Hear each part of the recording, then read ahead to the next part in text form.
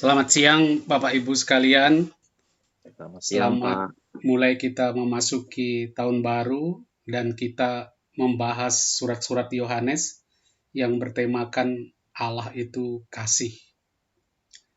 Saya terus terang gimana ya memikirkan jemaat kita, banyak masih yang berpikir Alkitab itu, sabda Tuhan itu kata-kata yang didiktekan oleh Tuhan.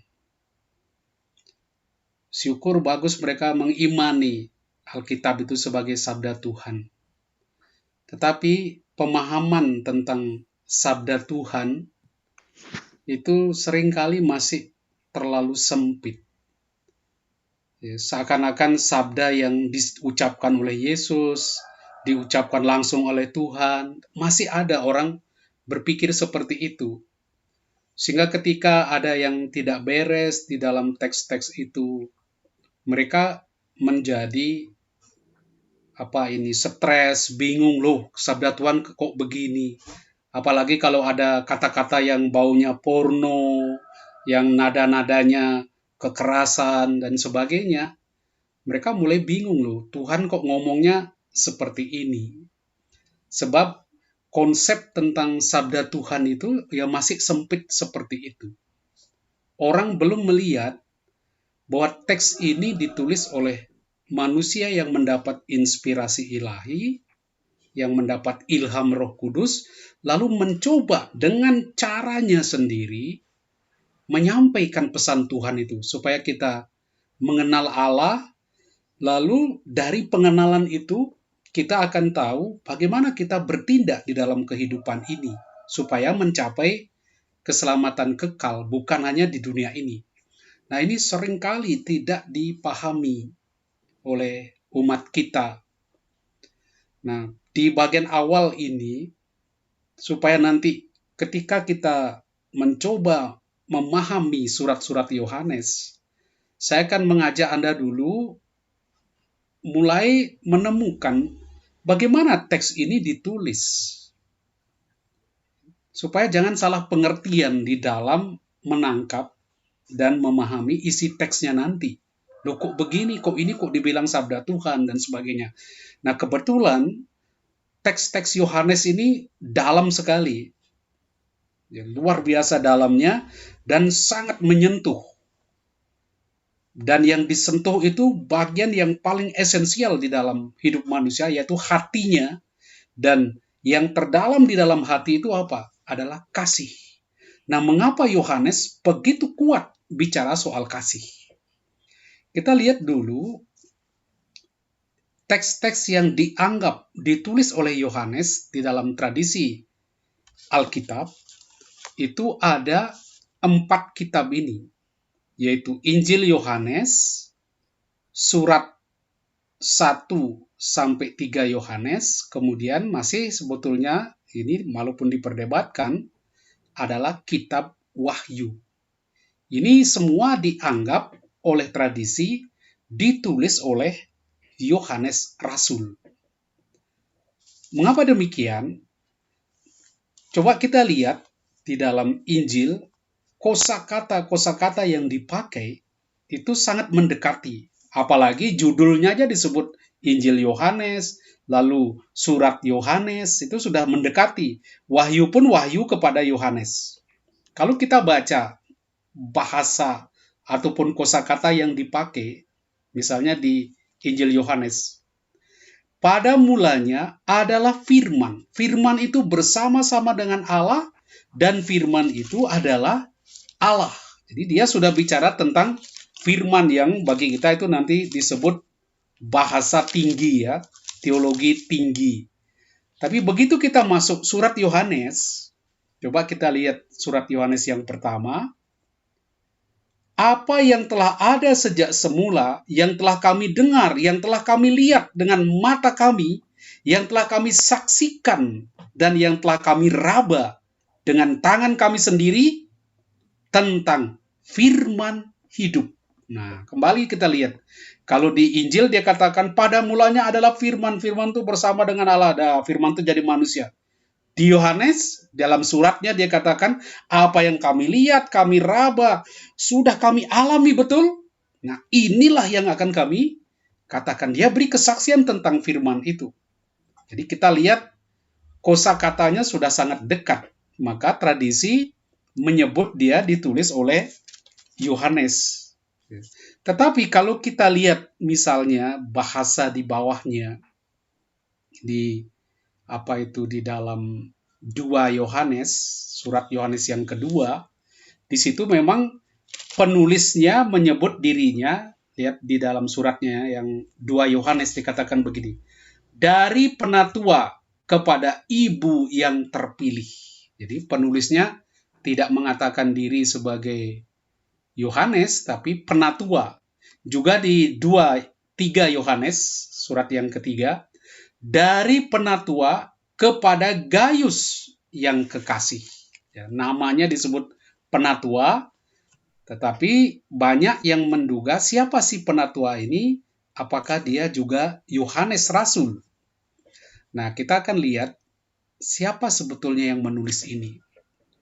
Mengapa ajaran tentang kasih begitu dalam di dalam teks ini? Saya katakan tadi,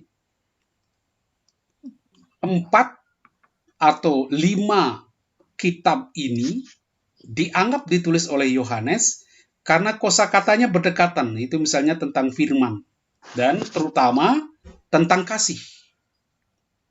Lihat, kalau saya baca di 3 ayat 16 di Injil Yohanes, ini kan teks yang menjadi favorit orang Kristen. Begitu besar kasih Allah akan dunia, sehingga ia telah mengaruniakan anaknya yang tunggal, supaya setiap orang yang percaya kepadanya tidak binasa, melainkan beroleh hidup kekal. Nah, inilah sebetulnya misi Allah.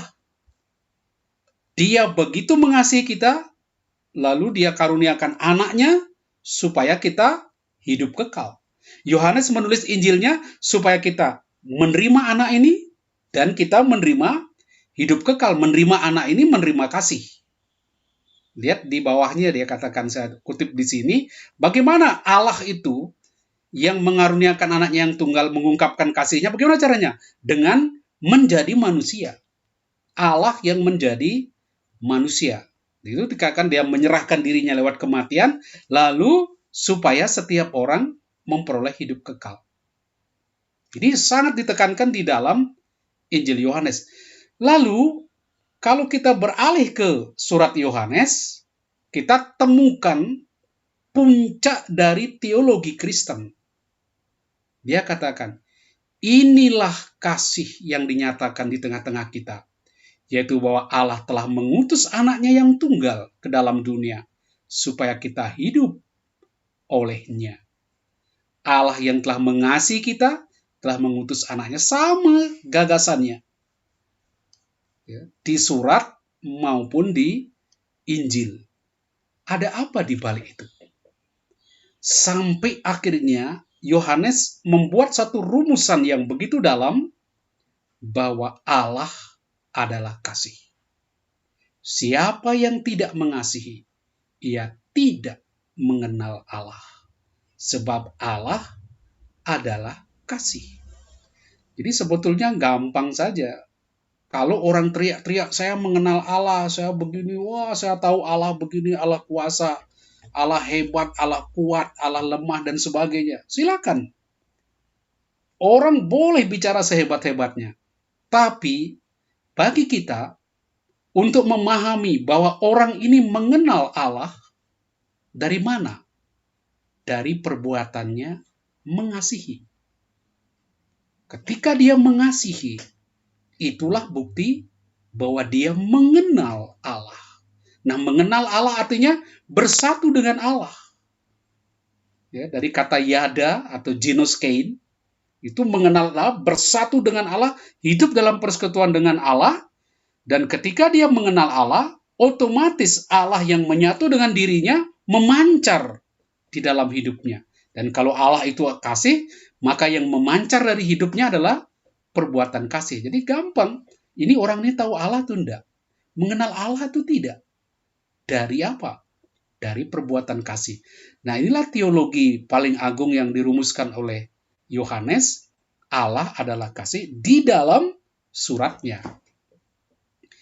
Mau tidak mau, ketika kita membandingkan teks-teks ini, baik Injil maupun surat, maupun nanti juga Wahyu, kita dihantar pada kesimpulan, oh paling ini penulisnya orang yang sama, yaitu Yohanes Rasul. Kita beralih sedikit ya, lihat sejarah perkembangan supaya kita tahu mengapa Yohanes ini bicaranya kok kuat sekali tentang kasih. Ada apa? Situasinya seperti apa? Orang yang diajak bicara, orang yang menjadi tujuan penulisannya pertama-tama itu siapa? Sampai dia begitu menekankan unsur kasih ini. Kita lihat coba. Injil, khususnya sebetulnya Alkitab di Perjanjian Lama, ketika dia menyampaikan sesuatu, memperkenalkan Allah kepada kita, selalu memberikan perintah. Karena melalui perintah ini, kita dapat merealisir persekutuan kita dengan Allah. Janji persekutuan dengan Allah selalu dihubungkan dengan teknik untuk mencapai persekutuan itu. Dan teknik itu berupa perintah Tuhan, aturan-aturan yang diberikan oleh Tuhan. Nah, Yohanes tidak memberikan banyak perintah, hanya satu. Hanya satu perintahnya, dan dia katakan, aku memberikan perintah baru kepada kamu, yaitu supaya kamu saling mengasihi, sama seperti aku telah mengasihi kamu. Demikian pula kamu harus saling mengasihi. Jadi dia berikan perintah baru untuk mencapai tujuan dari penulisannya ini, manusia diselamatkan bersatu dengan Allah. Nah, dia katakan perintah baru. Padahal kalau kita lihat Perjanjian Lama, kita mulai bertanya, barunya di mana sih Yesus? Wong kalau saya baca di Perjanjian Lama, di Imamat, ya, di Ulangan, ini perintah kasih itu sudah sangat lazim. Ya, coba kita lihat Imamat bab 19 ayat 18. Ya, coba kita lihat Imamat 19 ayat 18. Kalau ada di Anda, silakan baca di situ. Ya, 19 ayat 18. Jadi ini nasihat Musa di situ. Janganlah engkau menuntut balas, dan janganlah menaruh dendam terhadap orang-orang sebangsamu, melainkan kasihilah sesamamu manusia seperti dirimu sendiri. Akulah Tuhan. Jadi dalam Perjanjian Lama hukum ini sudah nyata. Jangan bilang, oh Allah Perjanjian Lama itu ganas-ganas, ya, sadis-sadis. Enggak, sama. Dia menyampaikan perintah untuk mengasihi sesama itu sudah ada. Juga kalau Anda baca Ulangan bab 6 ayat 5, itu lebih kuat lagi. Bahkan bukan hanya mengasihi Allah, tetapi juga mengasihi sesama, sangat ditekankan di situ. Ulangan bab 6 ayat 5. Ya, saya baca, mungkin banyak orang sudah hafal teks ini. Ya, bunyinya, kasihilah Tuhan Allahmu dengan segenap hatimu, dan dengan segenap jiwamu, dan dengan segenap kekuatanmu. Apa yang kuperintahkan kepadamu pada hari ini, haruslah engkau perhatikan, dan seterusnya. Ya, yang nanti di Markus maupun di Matius akan dilengkapi, kasihlah Tuhan, kasihlah sesamamu seperti dirimu sendiri. Jadi ini kenapa Yesus katakan perintah ini baru. Barunya di mana? Yohanes memberikan titik yang paling dasar, yaitu soal ukurannya. Seberapa sih kasihmu itu, dan dari mana engkau dapat kasih itu? Itu yang menjadi baru di sini. Dia nyampaikan, oh perintah itu kau hafal, kau tahu semua. Tapi engkau lupa bagaimana mengasihi. Ya, kalau kasihlah sesamamu, nanti orang pikir kasih itu hanya perasaan. Waduh, saya merasa sayang kepada saya cinta pada dia. Nanti dipikir perasaan. Ini bukan soal perasaan. Kalau perasaan itu tidak bisa diperintahkan. Misalnya Anda lihat, anakmu enggak berapa itu, gak menikah, ya, dia mungkin punya pikiran lain, kalau ayo kasihi dia, kawini terus dia. Gak bisa, kasih itu ada soal perasaan orang, gak bisa diperintah untuk mengasihi. Ketika kita berpikir kasih di dalam pengertian kita sehari-hari, soal rasa. Jadi jelas yang dimaksud oleh Yesus di sini bukan soal perasaan pertama-tama. Karena diperintahkan. Lalu apa yang dimaksud di sini? Dia tunjukkan perintah mengasihi ini, dia beri ukurannya. Apa sih kasih itu? Ukurannya apa sih? Dia katakan, seperti aku telah mengasihi kamu. Ini ukurannya. Bagaimana Yesus mengasihi kita? Dia memberikan nyawanya untuk kita. Dia mati di salib. Dia berkorban. Jadi inilah salib itu. Itulah kasih itu. Orang memberi korban kepada orang lain. Ini bukan soal saya sayang sama dia, saya nggak bisa tidur tanpa dia, selalu berpikir, membayangkan, ingin. Bukan di situ. Kasih itu bukan di situ, tapi orang memberikan sesuatu, mengorbankan dirinya bagi sahabatnya. Ini ukurannya diberikan jelas sekali apa yang dimaksud dengan kasih di situ. Kalau kita tidak sampai di sana, belum bisa kita mengakarkan bahwa kita mengenal Allah. Jadi kasih terdalam ini komitmen radikal pada keselamatan. Karena saya ingin orang lain selamat, saya siap bahkan untuk mati, menderita bagi keselamatan orang lain. Ini ukurannya tuh di situ. Dan itu berat sekali. Baru kita sadari tidak gampang memenuhi itu. Tetapi Yesus juga katakan, kok jangan lalu loyo. Waduh, gimana saya bisa melakukan itu? Kok berat sekali, kelasnya kok begitu tinggi. Dikatakan jangan lupa, sumber kasih itu Allah sendiri. Sebab Allah adalah kasih. Engkau melakukan itu, bisa melakukan itu karena dapatnya dari Allah. Harus dimintakan juga dari Allah. Karena sumbernya dari Allah. Dan dia katakan gini, seperti Bapa telah mengasihi aku, demikian juga aku telah mengasihi kamu. Tinggallah dalam kasih itu.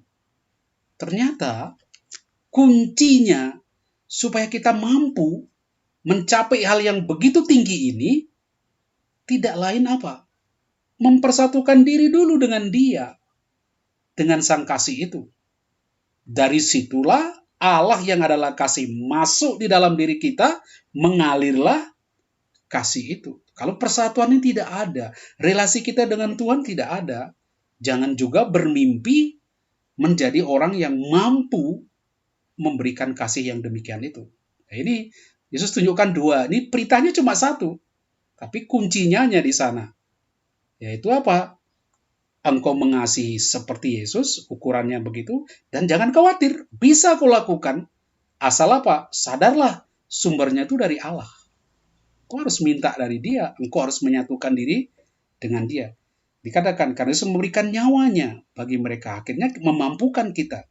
Dengan melakukan perintahnya saling mengasihi seperti Yesus, setelah mengasihi mereka, mereka menunjukkan bahwa mereka nanti sahabat. Nah, itu tekanannya diberi, lalu caranya diberikan. Ada apa dengan Yohanes ini?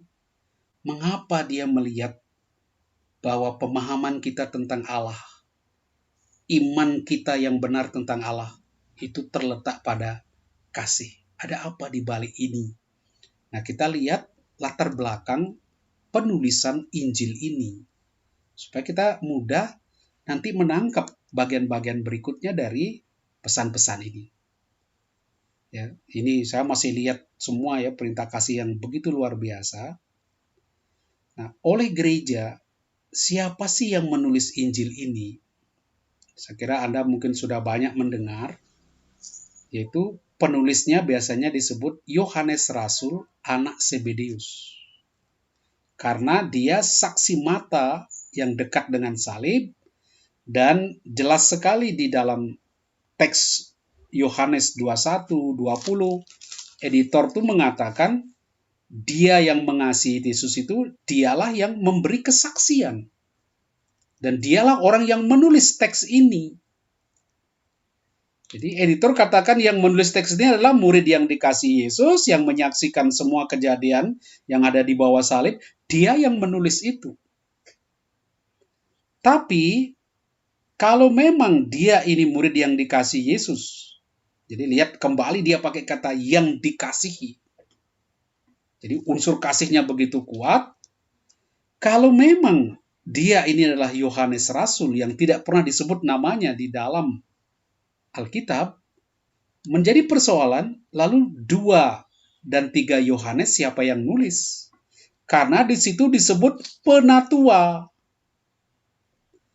Dari penatua kepada ibu yang terpilih. Dan kalau dari penatua kepada Gaius yang kekasih. Oke, lagi kata kasih muncul di sini, tapi dia pakai kata penatua. Apakah Yohanes ini seorang penatua? Pemimpin jemaat. Nah, ini timbul persoalan, katakan ya dia menjadi pemimpin jemaat di Efesus nanti. Tapi berbagai argumen diberikan, saya tidak mau perpanjang lebar di sini, tetapi tradisi Kristen mengatakan dia ini Yohanes Rasul, dia ini saksi mata. Karena itu tulisannya menjadi begitu tinggi itu kenapa? Ini kalau kita membaca surat Yohanes, mengapa tulisan dia menjadi tinggi sekali? Pada mulanya adalah firman, firman itu bersama dengan Allah, firman itu adalah Allah. Mengapa Yohanes di awal sudah mampu berpikir tinggi sekali?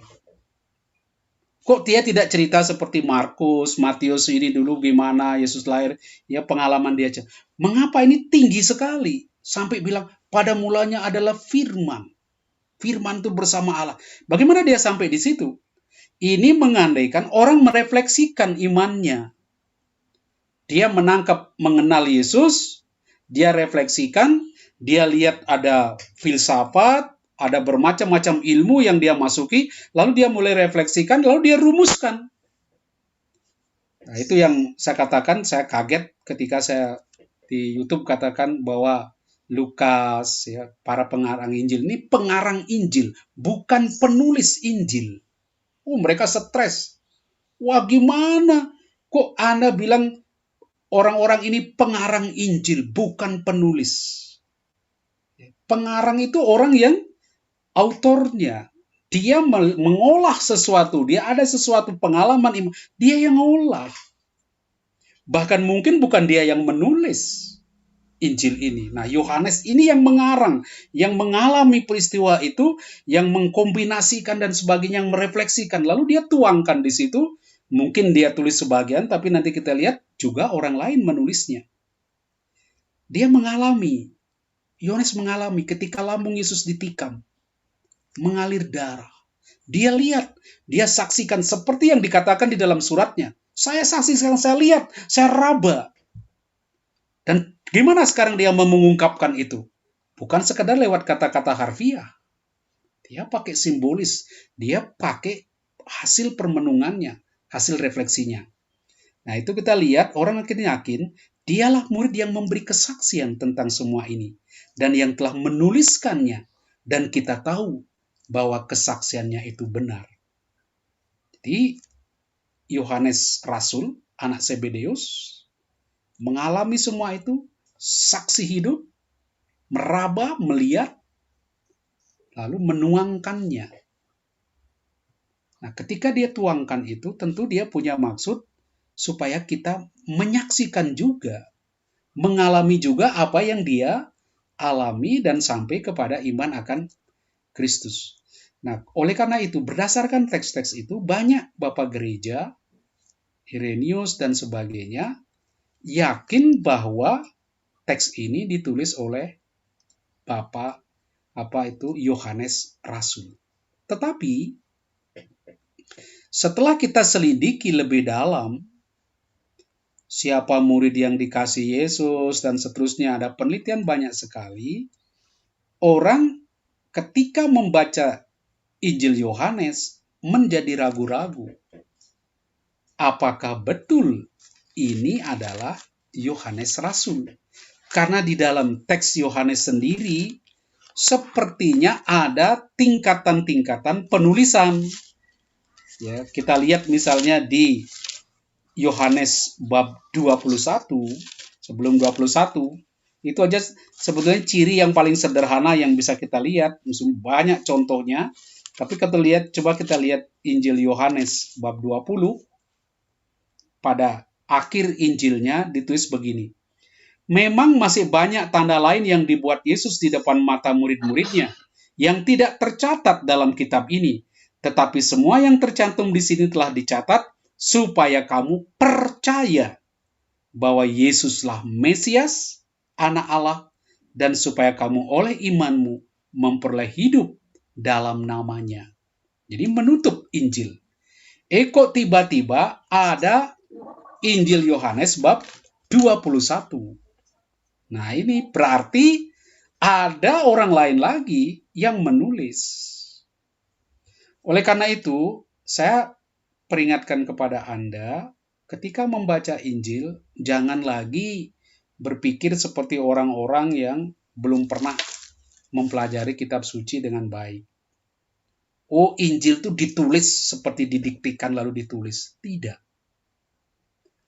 Ini ada namanya pengarang. Bedakan pengarang, author, dan writer, penulis. Pengarang ini seorang yang dianggap bertanggung jawab, yang memberi ilham, menjadi sumber penulisan suatu buku. Bisa juga dia menulisnya, tetapi dia adalah tokoh utama yang mengalami, yang bertanggung jawab, yang merefleksikan, yang mendapat ilham lalu mengilhami penulisan itu. Itu namanya pengarang. Dialah yang bertanggung jawab terhadap isi dari apa yang tertulis nih nanti di dalam bukunya. Jadi belum tentu dia seorang penulis yang mengolah dan menulis tulisnya. Misalnya surat Roma saya katakan ditulis oleh Tertius, tapi ini disebut surat Paulus karena autornya, pengarangnya, gagasannya, ide-idenya itu dari Paulus. Dia yang bertanggung jawab atas tulisan itu. Maka disebut surat Paulus. Pengarangnya Paulus. Belum tentu penulisnya dia. Nah, ini keempat atau kelima tulisan Yohanes, Injil, 3 surat dan Wahyu, itu pengarangnya bisa kita sebut adalah Yohanes. Walaupun belum tentu ditulis oleh Yohanes. Misalnya Snakenberg mengatakan membedakan otoritas yang menginterpretasikan peristiwa Yesus dengan penginjil yang merumuskan kesaksian itu. Jadi penginjil di sini bisa sekelompok murid Yohanes yang juga bertanggung jawab menyusun surat-surat Yohanes. Jadi bukan satu tokoh, bisa satu kelompok. Jadi diduga ada semacam sekolah lingkaran Yohanes yang bertanggung jawab atas Injil maupun surat-surat Yohanes. Karena dibaca sesuai dengan konteksnya. Nah, bagaimana Injil ini ditulis? Sedikit kita lihat pengembangan hasilnya ya, mungkin antara tahun 80-100 ya, ditemukan fragmen-fragmen yang masuk akal di situ. Nah, kita lihat sejarah Yohanes tahun 55 itu Yohanes itu ke Asia Kecil dan menetap di Efesus. Dia meninggal pada pemerintahan Kaisar Trajanus sekitar tahun ini, antara yang memerintah tahun 98-117. Jadi Yohanes meninggalnya pasti di atas tahun 90-an. Dia dibuang ke Patmos dekat Efesus, 80 km sebelah barat daya Efesus. Waktu pemerintahan Kaisar Domitianus, ini kaisar yang paling keras menindas orang-orang Kristen. Ini Anda lihat banyak di kitab Wahyu, bagaimana penderitaan orang-orang Kristen terutama di bawah pemerintahan Domitianus yang menganggap diri sebagai Allah dan mengajak atau memerintahkan orang-orang jajahan Romawi untuk menyembah dia sebagai Allah. Ya. Jadi banyak patungnya di mana-mana itu. Lalu sekembalinya dari Efesus, dia menulis Injil dan surat-suratnya. Itu dugaan, hipotesa. Jadi Injil dulu, lalu surat-suratnya ditulis sekitar tahun 90-an. Jadi kalau kita lihat di mana posisi Yohanes setelah dia dari Yerusalem, dia rupanya pergi ke wilayah Efesus di sini, Yohanes. Rupanya dia menjadi pemimpin gereja di sini dan gereja-gereja di wilayah ini. Ya, di Smyrna, ya, Tiatira sini, Miletus, ya, di sini ada banyak gereja, 7 gereja di sekitar ini. Kalau kita baca kitab Wahyu, ya, Yohanes sendiri tinggalnya di Efesus.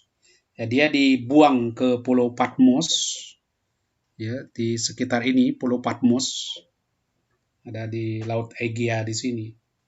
Jadi dia disinilah dia bertapa, di situ dibuang, mungkin pada zaman Kaisar Trajanus. Lalu dia membuat di sini gereja itu menjadi salah satu pusat kekristenan. Jadi di dalam tahun abad pertama, ketika kekristenan berkembang, itu berkembangnya ada di Yerusalem, kemudian yang paling kuat itu di Antioquia Syria. Jadi ini berkembang paling kuat di sini, ini menjadi pusat misi gereja awali yang dipimpin oleh Barnabas dan Paulus. Di teks ini yang paling berkembang tuh ini dan bertahan. Karena ini sangat terbuka gerejanya. Juga bukan hanya bagi orang Yahudi tapi juga bagi orang Yunani. Kalau Yerusalem masih agak kaku, terlalu berbau Yahudi. Demikian juga sebetulnya Efesus. Ini konflik perpecahan kuat sekali di sini.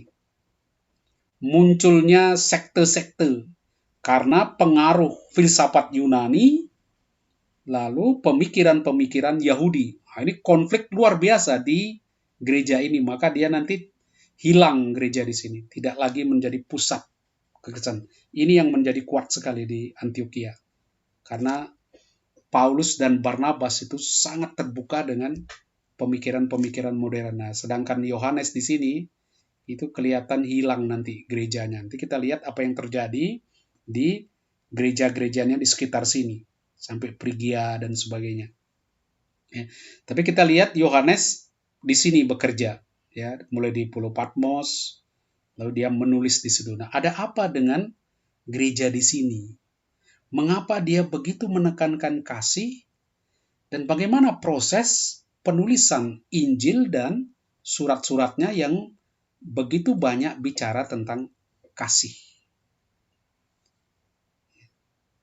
Saya lihat, jadi tampaknya ada proses perkembangan tradisi tahap demi tahap penulisan Injil maupun surat-surat Yohanes. Jadi kalau kita lihat ada pendobelan di sini, ya, ada yang tradisi sangat tua, ada yang baru di dalam Injil Yohanes. Kalau Anda lihat paham-pahamnya, ada yang sepertinya sudah bagus sekali, dekat orang yang menulis itu sepertinya kenal Yesus baik, tahu persis di mana dia bekerja, kemudian dia tahu persis ibadat-ibadat orang Yahudi, hari rayanya. Jadi ada kesan orang ini betul-betul ada di Yerusalem dan sekitarnya, di Yudea, kenal baik dengan Yesus, ya, mengalami Yesus dengan baik sekali. Di pihak lain, ada kesan ini ditulis kemudian, refleksinya dalam sekali, masih jauh kemudian. Di adanya dua unsur yang terdapat di dalam Injil Yohanes, orang lalu menduga ada proses penulisan. Ada tingkat awal, kemudian dikembangkan oleh orang lain. Nah, tingkat awal itu siapa? Yaitu Yohanes Rasul. Kemudian dikembangkan oleh murid-muridnya. Jadi Yohanes Rasul ketika dia menulis, dia ingat kenangan dan perbuatan Yesus. Dia buat ini dalam bentuk cerita yang beda dengan Injil lain. Karena dia mau melengkapi, sudah ada Injil-Injil lain. Dia rasa tidak puas dengan itu. Dia ceritakan kisah itu dengan cara yang berbeda. Nah, dia buat ini yang diwariskan oleh saksi mata ini dengan renungan diperdalam. Sehingga memang refleksinya dalam sekali. Maka dilambangkan dengan burung elang itu. Kemudian kenangan yang dia tulis ini dikembangkan, diteruskan kepada jemaatnya. Nah, dia kan tadi saya katakan di Efesus itu dia sudah membentuk ada jemaat, ada komunitas. Tentu komunitas ini berkembang merefleksikan apa yang sudah ditulis oleh gurunya, diajarkan oleh gurunya, lalu direfleksikan. Dalam merefleksikan itu, pengalaman jemaat itu masuk. Apa yang dialami jemaat itu mulai menjadi bahan permenungan. Ya, orang kalau mewartakan sesuatu kan harus lihat konteksnya. Apa yang terjadi pada jemaat. Kalau enggak, pewartaan kita menjadi ngawang-ngawang. Ya, di atas tidak mendarat. Nah, itulah yang terjadi pada Injil Yohanes maupun suratnya. Dia lihat sekarang situasi umat seperti apa. Dari pengalaman awal itu dikembangkan. Maka ini mewarnai pengalaman jemaat. Ada perpenungan berita Injil. Lalu penulis mungkin salah seorang murid dari murid yang dikasihi, dari Yohanes Rasul, seorang pemberita jemaat dengan gayanya sendiri menuliskan menjadi kitab Injil. Sekitar tahun 80-an atau 90-an. Lalu ini nanti diedit lagi, maka ada dua, bab 20 selesai, lalu ada bab 21 oleh mazhab Yohanes. Karena penulis tetap memandang Rasul Yohanes sebagai guru mereka dan saksi utama, dialah autornya, pengarangnya, maka Injil ini lalu disebut Injil Yohanes.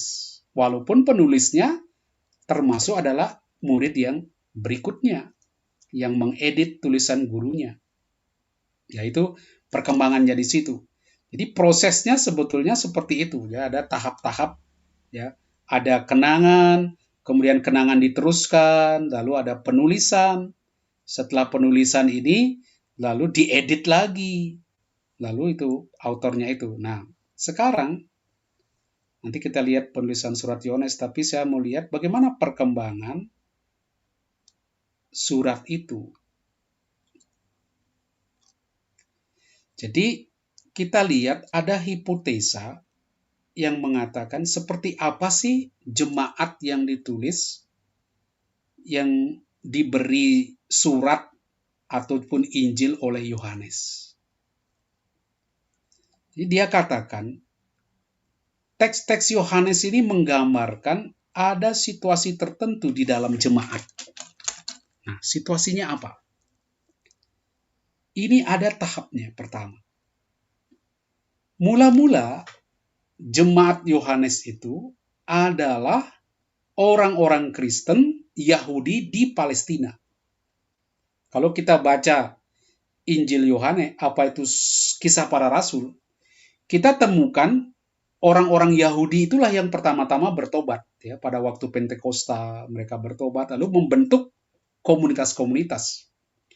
Ketika mereka dianiaya di Yerusalem, mereka mulai menyebar ke tempat lain. Antara lain ke Samaria. Jadi di awal ini, orang-orang Kristen awali Yahudi ini, yang ada di Palestina ini mungkin beberapa dari antara mereka tuh pengikut Yohanes Pembaptis. Yang berkhotbah di mana-mana dulu, yaitu pengikutnya kemudian juga nanti menjadi pengikut Yohanes. Kalau Anda baca di awal Injil Yohanes, dia langsung tinggalkan gurunya, ikut Yesus. Jadi orang-orang ini mungkin menggambarkan beberapa pengikut Yohanes Pembaptis itu menerima Yesus sebagai Mesias. Jadi mereka akhirnya menjadi Kristen. Kemudian ada seorang saksi mata, mungkin itu Yohanes Rasul, yang dihargai di dalam komunitas itu sebagai murid yang dikasih Yesus. Ini komunitas awalinya. Jadi kita punya kelompok orang Kristen awali, di situ ada Yohanes Rasul yang dipandang sebagai murid yang dikasih Yesus, karena tekanannya pada kasih, dan inilah murid yang dikasih. Lalu beberapa dari mereka itu adalah orang-orang yang pindahan dari murid-murid Yohanes Pembaptis, tapi mereka sudah mengimani Yesus sebagai Mesias, keturunan Daud. Lalu kelompok Kristen ini menobatkan dan menerima orang-orang Samaria. Kalau Anda baca di Yohanes bab 4, percakapan Yesus dengan wanita Samaria, itu tampaknya ada kejadian seperti di Kisah Para Rasul, Filipus pergi ke Samaria untuk mewartakan Injil. Nah, rupanya kekristenan mulai juga berkembang di Samaria. Kita tahu kan orang Samaria kan bermusuhan dengan orang Yahudi. Ternyata ketika kekristenan ditolak, dianiaya di Yerusalem, mereka berkembang ke Samaria. Dan luar biasa, orang Samaria menyambutnya dengan penuh sukacita. Banyak orang Samaria bertobat dan menerima Yesus sebagai Mesias.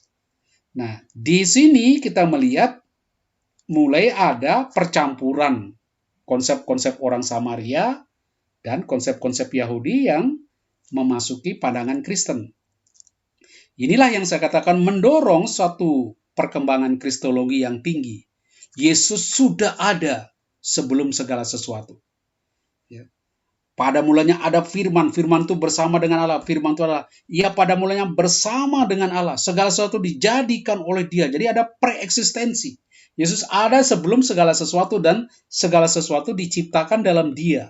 Ini permenungan karena pengaruh dari pandangan-pandangan yang diresapi juga oleh perjanjian lama, ya, dari Amsal, ya, itu masuk di situ di dalam pemahaman-pemahaman kekristenan. Di orang Yahudi yang Palestina ini salah mengerti kristologi tinggi ini. Jadi dia pikir orang Kristen ini ngomong apa? Kok pada mulanya ada firman-firman bersama? Ini dia pikir Yesus ini Allah kedua. Jadi Allah itu berapa? Mereka mulai pikir, wah ini orang Kristen ini aneh-aneh sekali. Jadi di mana monoteisme kita? Orang Yahudi kan sangat ketat dengan monoteisme. Ini kok seperti ada kesan orang Kristen ini mengajarkan ada Allah kedua, Yesus ini ilah kedua. Timbul konflik, timbul perselisihan antara orang Yahudi Palestina dan orang-orang Kristen Palestina yang sudah tercampur dengan orang-orang Samaria. Apa yang terjadi? Mereka marah, para pemimpin Yahudi, khususnya mereka yang ada di Yerusalem, mengusir orang-orang Kristen itu dari rumah ibadat Yahudi. Dan kita lihat di Matius sebelumnya, kita bisa lihat di situ bagaimana menderitanya, sakit hatinya orang-orang Kristen yang sebetulnya banyak dari mereka orang Yahudi yang tetap berdoa di sinagoga, diusir dari sinagoga, dari rumah ibadat, bahkan dikutuk di sana. Sehingga terjadi permusuhan kelompok orang Kristen yang diusir dari sinagoga ini dengan orang-orang Yahudi. Maka mereka pandang orang-orang Yahudi itu orang-orang iblis, anak-anak iblis, bapak segala dusta. Ya, mereka benci sekali, konflik di situ. Lalu jemaat dikokohkan oleh murid yang dikasihi Tuhan bahwa Yesus merupakan pemenuhan janji Allah untuk akhir zaman. Jadi murid yang dikasihi Tuhan ini lalu memberi kekuatan kepada mereka yang ditolak, yang disingkirkan dari sinagoga. Dia katakan jangan khawatir, janji Allah akan terpenuhi padamu. Jadi bagi mereka Yesus telah menggenapi segalanya yang dinantikan agama Yahudi. Kamu tidak usah khawatir. Apa yang dinantikan, dijanjikan kepada orang-orang Yahudi, itu akan terpenuhi di dalam diri kamu yang ditolak, diusir dari sinagoga. Jadi dia kuatkan mereka, dia teguhkan pikiran mereka. Lalu pada tahap kedua, sekitar tahun 70-an, atau 80-an Masehi, bagian pokok Injil itu ditulis. Mungkin bukan lagi oleh murid yang dikasih Tuhan, tapi mungkin muridnya. Ini bukan oleh Yohanes Rasul, tapi muridnya, namun ide dasarnya, autornya tetap Yohanes Rasul. Nah, sementara itu, orang-orang Yahudi dianggap tidak percaya, ya, karena ini kan berkembang. Orang Yahudi banyak yang menolak, katakan kamu tidak percaya, kamu anak-anak kegelapan. Dia datang kepada milik kepunyaannya, tapi orang-orang kepunyaannya tidak menerimanya. Ini orang-orang Yahudi. Di pihak lain, ketika mereka mengembangkan Injil itu khususnya ke wilayah Yunani, di Efesus, itu kan mulai wilayah Yunani. Kedatangan orang Yunani disambut sebagai pemenuhan rencana Allah. Berarti memang Injil dimaksudkan bagi segala bangsa, bukannya bagi orang Yahudi. Dan orang-orang Yunani yang antusias menyambut ini mulai dilihat sebagai bentuk penggenapan rencana Allah. Berkembanglah Injil ini, ya, jemaat-jemaat berkembang. Lalu jemaat sebagiannya berpindah ke perantauan, lalu mulai bertemu dengan orang-orang Yunani, dan terjadi memang di sini adanya bahasa-bahasa Helenistis di dalam Injil. Karena itu ketika ada nama-nama Aramaik, nama-nama Ibrani, Injil Yohanes memberi penjelasannya. Ya, dicoba dijelaskan. Jadi karena melihat tulisan-tulisan ini sudah diarahkan bukan lagi terpaku pada orang-orang Yahudi di Yerusalem, tapi sudah keluar, berpindah dan menemukan orang-orang Yunani.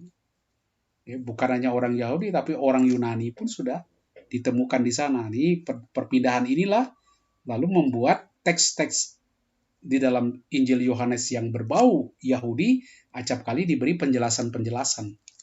Ya, apa artinya rib nanti, ya, diberi penjelasan oleh Yohanes. Kemudian pengalaman penganiayaan dan perantauan memberi keyakinan kepada jemaat bahwa dunia pun menentang Yesus, sama seperti orang Yahudi. Ternyata orang Kristen mengalami ditolak juga di beberapa tempat. Dia katakan, ternyata dunia ini memang kegelapan, dikuasai oleh setan. Kami ini anak-anak terang harus berhadapan dengan dunia, dan konsep dia tentang dunia menjadi negatif. Dunia dianggap kegelapan, dikuasai oleh setan yang terus bertarung melawan kekristenan. Mereka mungkin juga bertegang dengan kelompok Kristen lain yang imannya kepada Kristus dianggap tidak memadai. Jadi kelompok ini agak sombong. Dia anggap imannya tuh tinggi, kelas tinggi. Sehingga orang lain, orang Kristen yang lain dianggap kurang hebat. Ya, karena refleksi mereka kan tinggi-tinggi. Ya, bahasa Yohanes itu. Namun jemaat masih mengharapkan akan ada perpecahan itu dapat dipulihkan. Dan mereka akan bersatu lagi. Jadi ya, terjadi perpecahan antara orang Kristen sendiri yang menganggap dirinya kelas tinggi, yang lain menganggap dirinya dianggap kelas rendah. Nah, itu. Jadi ini terpecah. Nah, di dalam terpecahan inilah kita melihat kuat sekali di dalam surat-surat Yohanes. Jadi unsur nanti ada antikristus, dia serang dan sebagainya. Itu di dalam surat Yohanes nampak sekali. Ada perpecahan di kalangan umat ini. Ya, sebagian berpandangan, yaitu dia katakan sama dengan apa yang dipikirkan oleh penulis surat, yang mengatakan bahwa Yesus itu sungguh manusia. Dia benar-benar manusia. Dan kalau dia benar-benar manusia, Anda harus mengikuti cara hidupnya seperti kehidupan moral, etika moral, dan sebagainya. Jadi ini satu kelompok di dalam jemaat itu yang mengamini Yesus memang manusia. Dan dia menyelamatkan dengan perbuatan-perbuatan sebagai manusia, mengajar, mati di salib. Karena itu penting sekali perilaku moral, hidup seperti Yesus. Karena dia manusia. Manusia itu penting, manusia Yesus itu penting. Anda harus mengikuti apa yang dilakukan oleh manusia Yesus. Nah, itu kelompok satu mengatakan. Tapi kelompok lain mengatakan, yang nanti disebut antikristus, yang dicap di dalam surat ini anak iblis, tidak percaya begitu. Yesus bukan manusia. Dia bukan manusia. Dan tidak penting perilaku moral. Dia tuh Allah yang turun yang menyelamatkan kita, ya sudah. Dengan kuasanya dia menyelamatkan kita. Gak usah repot-repot. Itu anugerah diberikan kepada kita. Jadi tidak perlu ke perilaku moral. Jadi dia melebihkan keilahian Yesus tanpa mengakui Yesus sebagai manusia. Jadi akhirnya apa? Perilaku moral juga nggak penting. Nggak perlu mengikuti Yesus yang manusia itu, tiru-tiru dia, nggak perlu. Karena dia menyelamatkan kita sebagai Allah. Oke, Anda percaya di situ, dapat pencerahan, selamat. Jadi konflik di sini. Jadi Anda lihat di tahap awal kekristenan, belum ada kredo itu yang disahkan. Begini bunyinya, Jadi, orang Kristen yang mengimani Yesus masih belum ada rumusan-rumusan yang tetap sehingga terjadi apa? Konflik di antara mereka. Iya begini, dia begini, beda-beda pandangan di situ. Nah, anggota-anggota jemaat yang tidak diseret oleh kaum bid'ah, ini mulai ada bid'ah-bid'ah yang menolak Yesus sebagai manusia. Diajak oleh penulis surat untuk menguji roh-roh. Karena itu dia katakan, ujilah roh-roh. Ini pengkhotbah-pengkhotbah ini, orang-orang keliling ini dari roh atau bukan? Omongan dia ini benar atau tidak?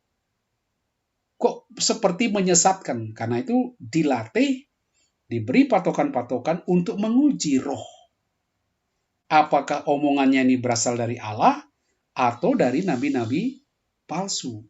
Nah, ini penting di dalam surat-surat Yohanes nanti. Diujilah roh-roh itu. Kemudian, tampak belum ada tata kewibawaan dalam jemaat yang memungkinkan tindakan indisipliner terhadap para bid'ah. Jadi ini problemnya begini. Ketika ada perbedaan pandangan, A bilang Yesus itu manusia, B bilang Yesus itu tidak manusia. Jadi nggak penting kau berbuat baik seperti Yesus itu nggak penting, nggak akan menyelamatkan. Jadi ketika konflik ini terjadi, benturan-benturan, tidak ada magisterium kalau kita sekarang ini ya, kuasa mengajar yang dianggap memiliki otoritas menentukan ini benar atau tidak. Karena gereja masih sangat sederhana. Tergantung mereka sekarang kepada para rasul. Kalau masih mengikuti ajaran para rasul, ya sudah kita terima. Tapi ketika rasul mulai banyak yang meninggal, banyak tokoh-tokoh baru, murid-murid para rasul, mulai mengajarkan sesuatu dan berbahaya. Kadang-kadang ajarannya bisa tidak benar.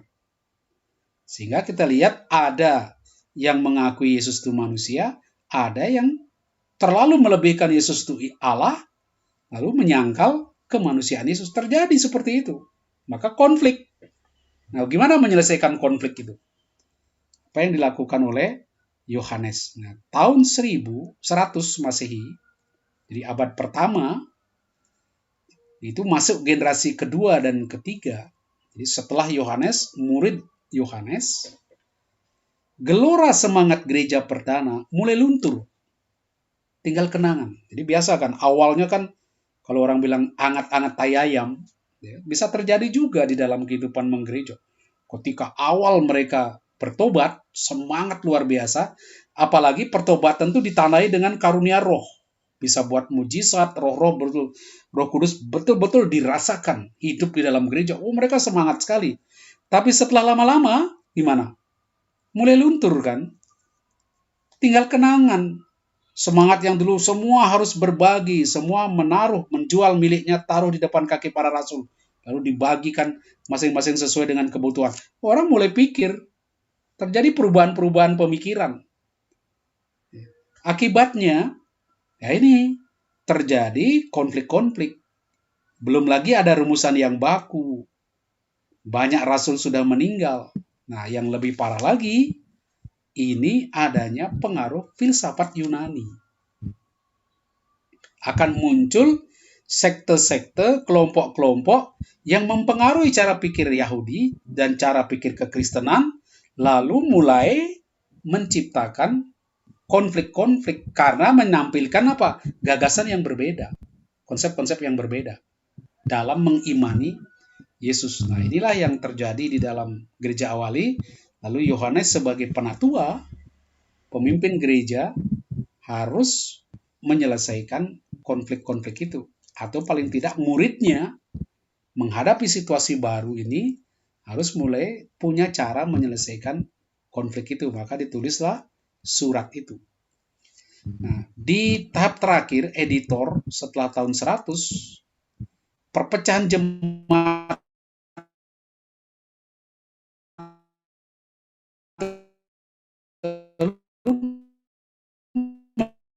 mendorong bilang begini, B bilang begitu, C bilang begitu, sesuai dengan keyakinannya, sesuai dengan pengalamannya. Oleh karena itu, mereka rasa perlu ada pemimpin, perlu ada gembala yang mengarahkan supaya jangan semua orang ngomong sesuka hatinya. Oleh karena itu kalau kita lihat Yohanes 21, Yesus mempercayakan tugas penggembalaan kepada Petrus. Dia tanya, Petrus, apakah engkau mengasihi aku? Petrus katakan, ya Tuhan, kau tahu saya mengasihimu. Kalau gitu, gembalakanlah domba-dombaku. Jadi mulai perlu ada pemimpin di dalam gereja. Kalau enggak, nanti kacau balau. Nah ini, maka ada tulisan di Yohanes 21 itu. Karena sebelumnya di 20 sudah ditutup seakan-akan. Tapi di dalam perkembangan muncul perlunya konsep penggembalaan. Dan ini kita lihat kuat sekali nanti di surat Yohanes yang ketiga. Kalau kita baca surat Yohanes yang ketiga, itu ada orang yang menolak. Ya, ada pemimpin jemaat yang menolak pewarta-pewarta yang datang, misionaris-misionaris yang datang. Ini konflik soal penggembalaan. Nanti kita lihat bagaimana 3 Yohanes itu. Ya, ada konflik di situ. Nah, karena itu perkembangan ini memungkinkan jemaat Yohanes tetap menjadi bagian gereja yang luas. Dan dengan demikian warisan jemaatnya terpelihara dalam gereja karena mulai ada pemimpin, mulai ada yang menggembalakan. Nah, itu terjadilah penulisan Injil Yohanes. Nah, sebaliknya orang yang menolak tulisan para pemimpin ini, yang kita katakan tadi penatua, mungkin itu Yohanes, murid Yohanes, itu tetap bersikukuh dengan cara pikir mereka. Lalu mereka membuat kristologi yang hanya menekankan terutama keilahian Kristus dan membuka jalan menuju pelbagai aliran bid'ah.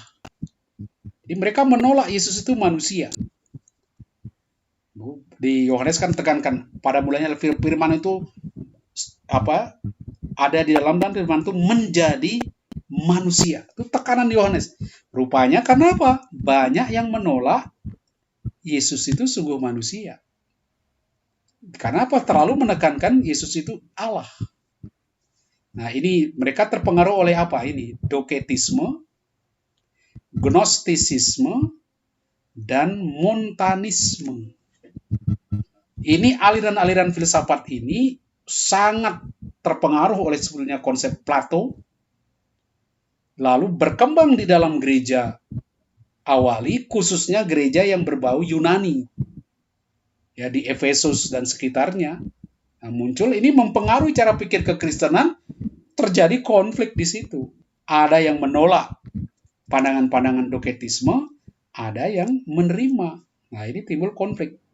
Coba kita lihat apa yang dikatakan doketisme, ya, yang mempengaruhi cara pikir kekristenan, sehingga Yohanes Rasul nanti menulis kepada mereka meluruskan pandangan ini. Saya lihat konsepnya gini. Pertama, di Injil maupun di surat itu kan ide dasarnya tadi firman. Pada mulanya adalah firman. Lalu surat Yohanes katakan kami, apa yang kami lihat, apa yang kami raba tentang firman hidup. Di dalam bahasa Yunani firman itu namanya logos. Logos itu firman. Tapi otak orang Yunani kalau dengar logos tidak sama dengan otak yang ada di orang Kristen. Dengar kata firman, dabar. Logos di dalam kekristenan tidak sama. Tetapi ini mempengaruhi. Pandangan filsafat itu mempengaruhi cara pikir orang Kristen. Saya beri contoh. Di Efesus, ini paling top dipakai. Kata logos ini. Di Efesus ini kan kota tempat Yohanes menulis Injilnya, dan mungkin dia menjadi penatua di sana.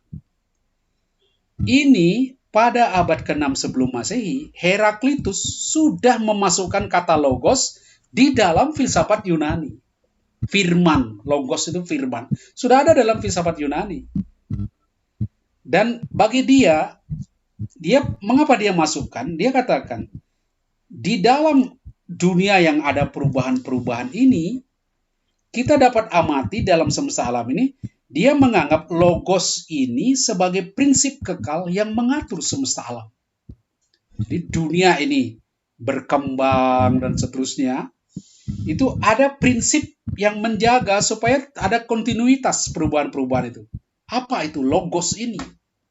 Dialah yang ngatur semua ini, sehingga alam ini menjadi teratur, ada selalu berkelanjutan. Jadi logos inilah yang membuat dunia ini menjadi kosmos, satu yang teratur. Ya, dunia yang teratur. Itu konsep dia tentang logos. Lalu mazhab Stoa, menurut mazhab ini, alam semesta dijiwai oleh prinsip yang namanya logos, yang disebut logos ini. Nah, bagi Stois, logos ini akal budi. Nah, ini kan masuk lagi pemikiran lain. Ya, tadi logos digalang satu prinsip yang membuat dunia ini bisa berkelanjutan, ada prinsip yang mengatur semua itu. Sekarang, yang mengatur ini, prinsip ini, logos ini oleh Stoa, dibilang itu akal budi.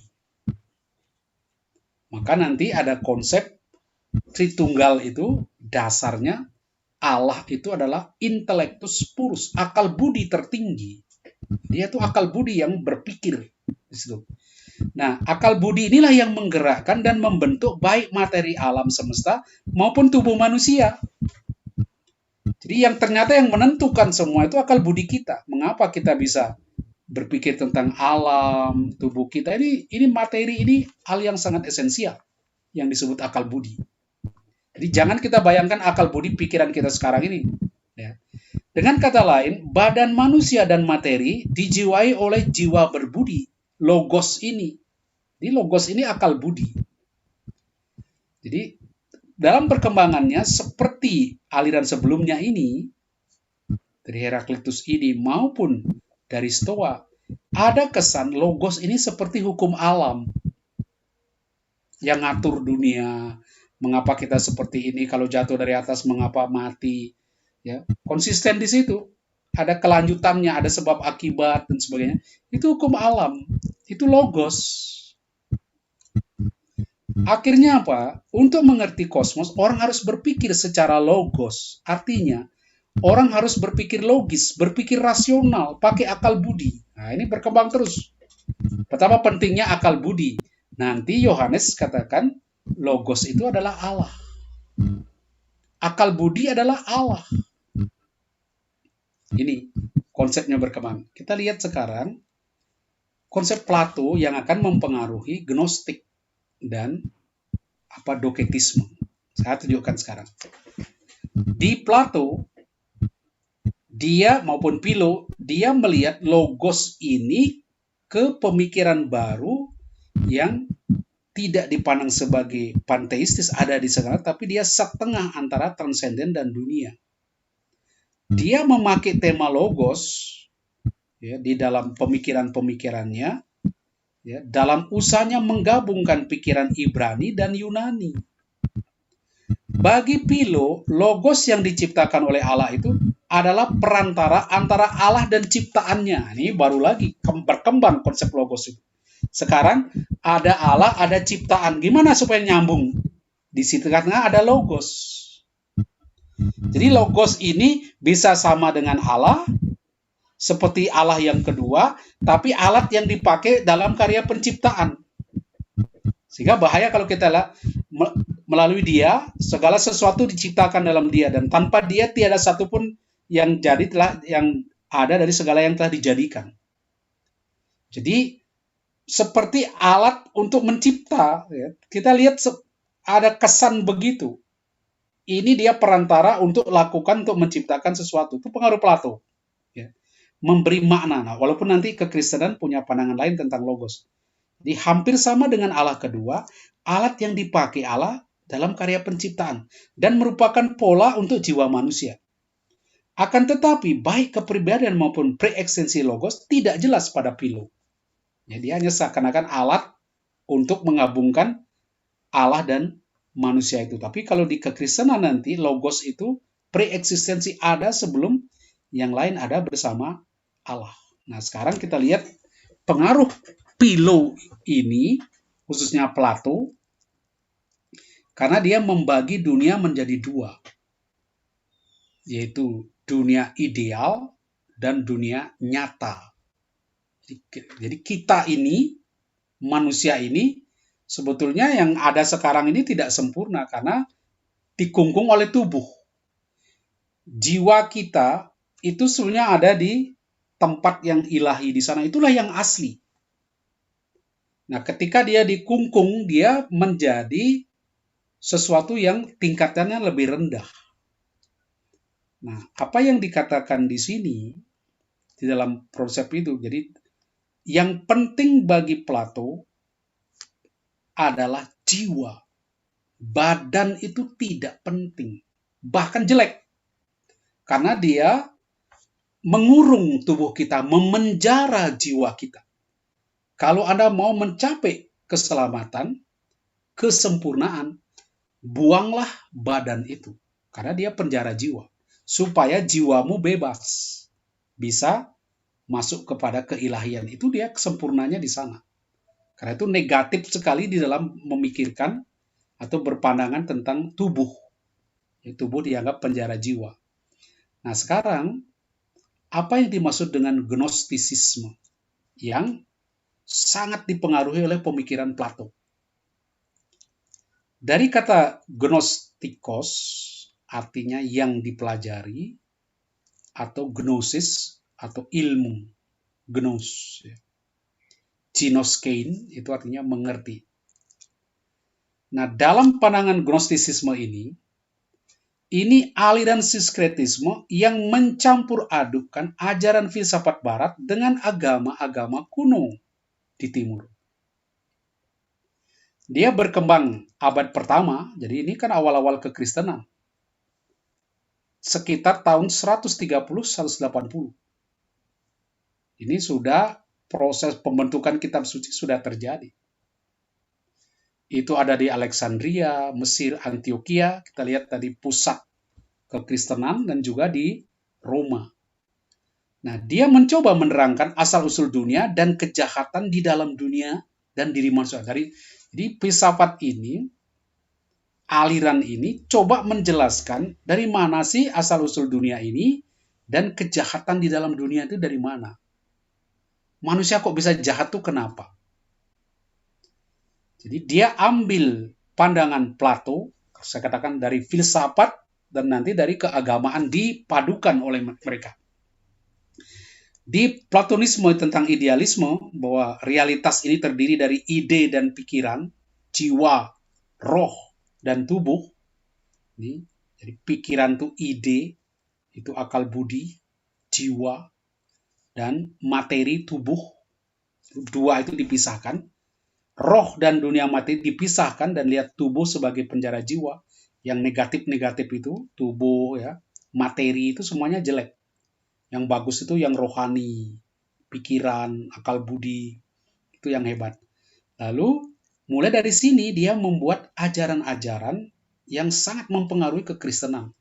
Khususnya nanti kita lihat benihnya di dalam Injil maupun surat Yohanes, yaitu dualisme roh dan materi. Dia katakan materi itu diciptakan oleh demiurge, yakni Allah pencipta, yang tidak sempurna, bahkan jahat. Karena itu lebih rendah daripada Allah yang sejati.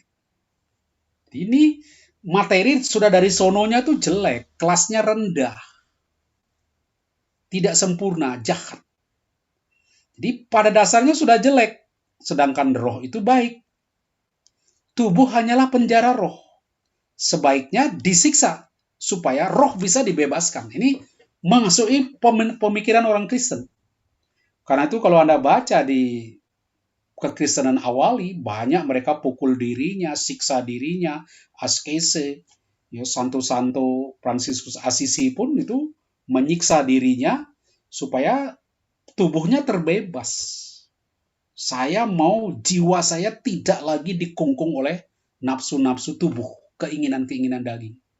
Itu karena memandang daging itu jelek, tubuh itu buruk. Nah, ini mempengaruhi cara pikir kekristenan. Pengaruh ajaran gnostik terhadap iman, sikap terhadap tubuh, apa? Efeknya untuk gereja awali itu apa? Sehingga nanti timbul ketegangan di dalam kekristenan awali. Apa? Dia menolak inkarnasi. Allah jadi manusia tuh nggak bisa masuk di otak mereka. Karena menjadi manusia kan menjadi rendah. Menjadi tidak sempurna. Bagaimana Allah yang sempurna menjadi tidak sempurna? Oleh karena itu dia katakan, tubuh Yesus bukanlah tubuh yang sebenarnya. Hanya kelihatannya. Nah, ini kan mulai aneh dia. Apa yang Anda lihat itu bukan tubuh yang sebenarnya. Rohnya turun ketika ia dibaptis dan meninggalkan dia sebelum dia disalibkan. Jadi itulah sebetulnya Allah itu, rohnya itu. Karena itu roh tidak bisa disiksa, tidak boleh menderita. Jadi ini pemikiran dia. Jadi ketika ia dibaptis, dimasukin roh Yesus, lalu ketika mau disalibkan cepat-cepat naik. Maka tidak ada penyaliban Tuhan Yesus di situ. Kemudian, ini pengaruhnya, tidak ada dosa. Apapun yang dilakukan oleh tubuh, kejahatan yang paling keji pun tidak ada artinya, karena hidup yang sejati hanya ada di dalam dunia roh. Jadi, tubuh kita itu tidak ada artinya. Walaupun Anda berbuat jahat, membunuh orang, mencuri, ngerampok, apapun, tidak masalah. Karena itu kan tidak penting. Dunia Anda sejati, hidup Anda sejati itu adalah hidup di dalam roh. Roh Anda itulah yang penting. Jadi kalau mau ngaco, mau mabuk-mabukan, silakan, tidak ada urusan. Tidak akan menentukan Anda selamat atau tidak. Ini cara pikir Gnostik begitu. Karena tidak mengakui tubuh itu punya nilai. Jadi semua roh itu suci. Roh itu semua pokoknya harus hidup dalam roh. Nah, bertentangan dengan pandangan Kristen yang menekankan Yesus sungguh Allah, sungguh manusia, yang menderita sengsara, wafat di salib, ini jelas berbeda dengan Gnostik. Sehingga timbul perpecahan di situ.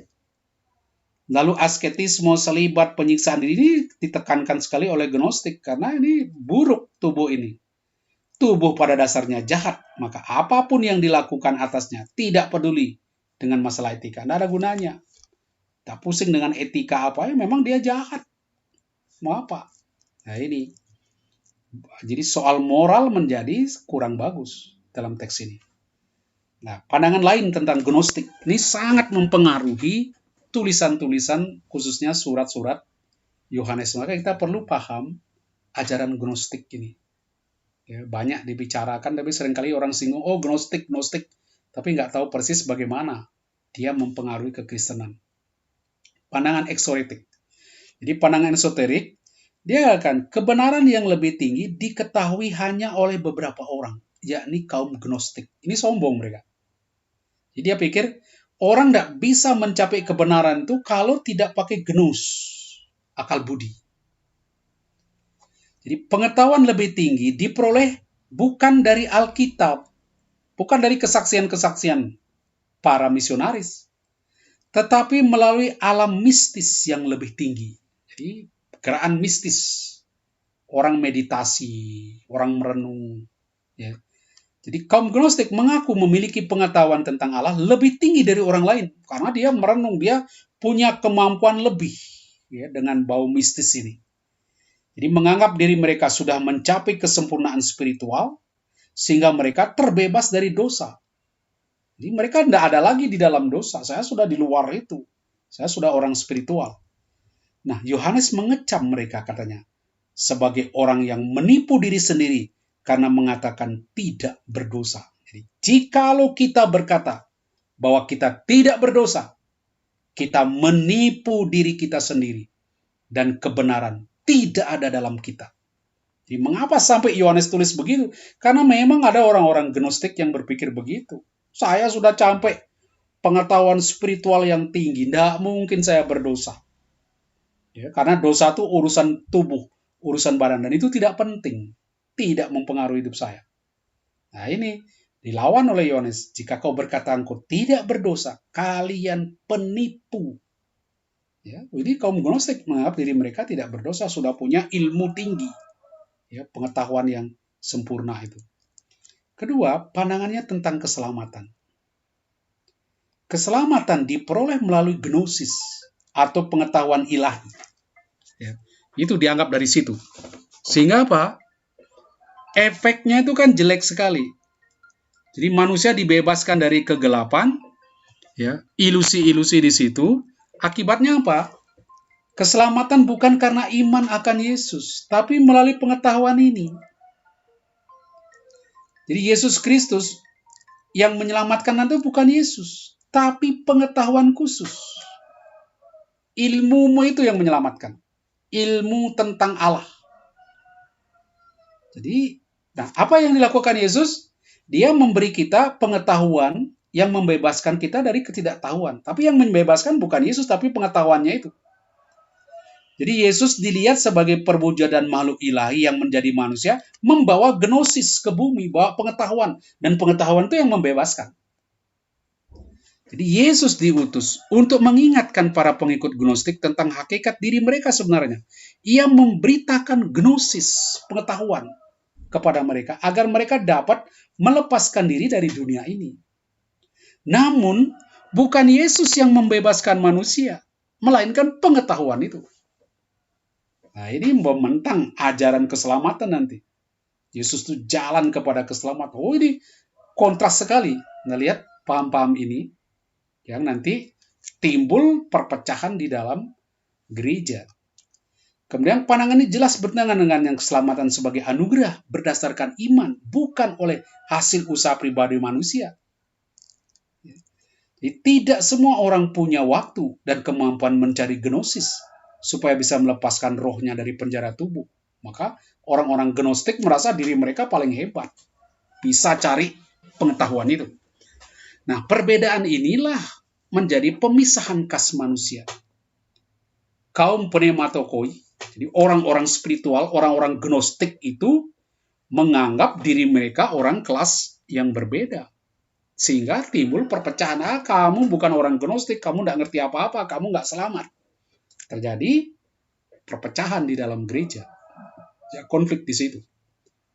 Nah, beberapa ajaran pokok gnostis ini ya, bebas dari dosa dan mengenal Allah tidak ada kaitannya dengan menaati perintah Kristus.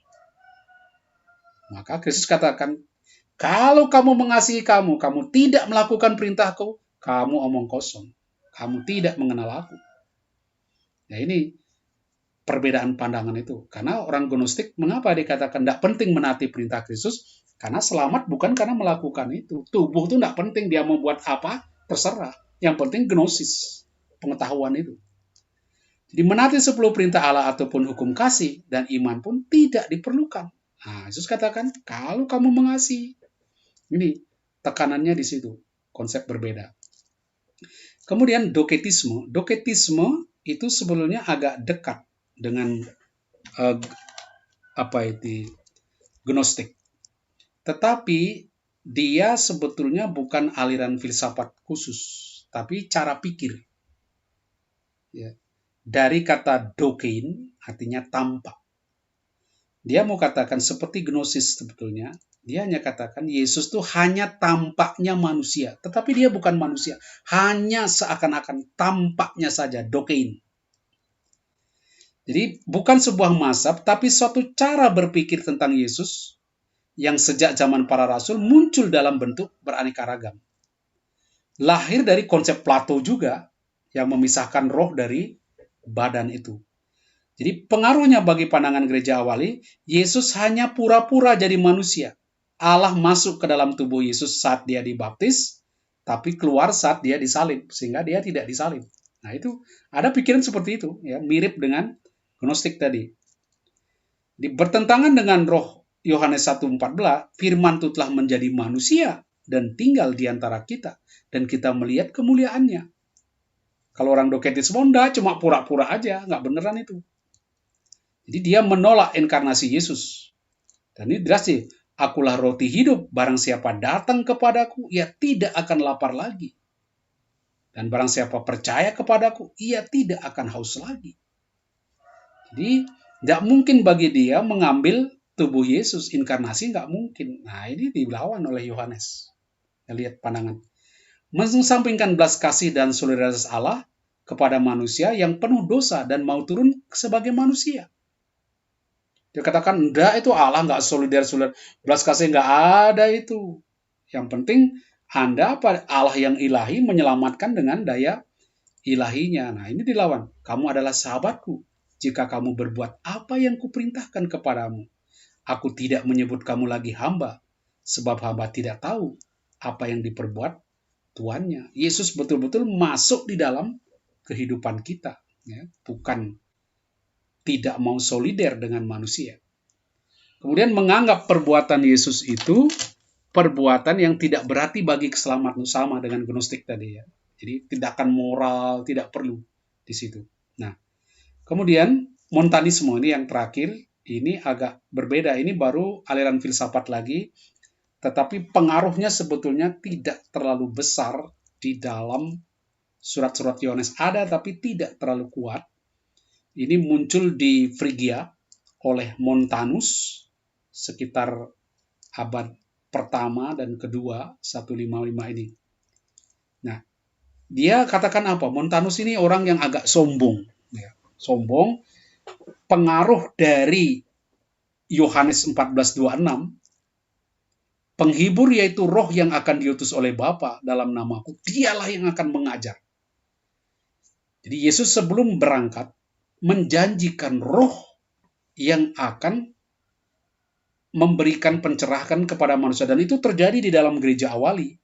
Roh itu betul-betul berjasa membuat orang mengenal Yesus, mengimani Yesus, dan melakukan karya-karya mujizat luar biasa.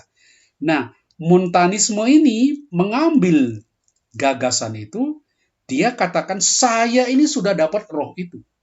Saya ini pembawa roh itu. Jadi dia menekankan aspek spiritualitas ini, dan dia bersama dua nabinya, dua perempuan, Priscilla dan Maximilia, dia mengembangkan ajaran tentang kuasa roh ini. Dan dia mengklaim sudah menerima roh itu. Saya ini pembawa roh itu yang dijanjikan oleh Yesus.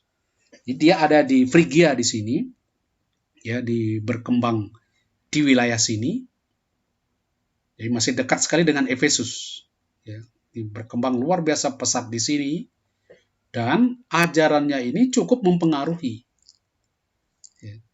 Dia menekankan aspek eskatologis, kemudian aspek pneumatis, ya, roh. Walaupun nanti juga bersifat eskatologis, apa yang dikatakan? Dia lalu pikir gimana mencapai keselamatan akhir eskatologi itu. Dia tekankan spiritual, roh. Orang harus kepenuhan roh, mengalami askese. Ini hidup di dalam roh itu yang selalu ditekankan. Kalau kau capai itu, kepenuhan roh di situ, engkau akan selamat. Jadi menekankan unsur roh. Jadi apa yang terjadi kemudian? Kalian pengikut saya harus ikut saya. Apapun yang saya katakan, ikuti, harus taat total. Karena apa? Saya orang yang sudah penuh roh. Sudah memiliki Roh Kudus itu. Bahkan dia ini sombong sekali, dia tidak akui otoritas apa ini hierarki gereja, apa itu hierarki. Tidak mau dia. Kan dia merasa lebih tinggi dari mereka karena dia punya bahasa ilahi, bahasa roh. Bahkan dia merasa dirinya lebih tinggi dari kitab suci. Apalagi baik perjanjian lama, perjanjian baru. Itu apa? Saya sudah dapat bahasa roh itu sendiri. Saya sudah punya roh itu sendiri, untuk apa? Oh, ini pengaruhnya nanti kuat sekali bagaimana gereja sangat menghargai roh di situ. Akibatnya apa?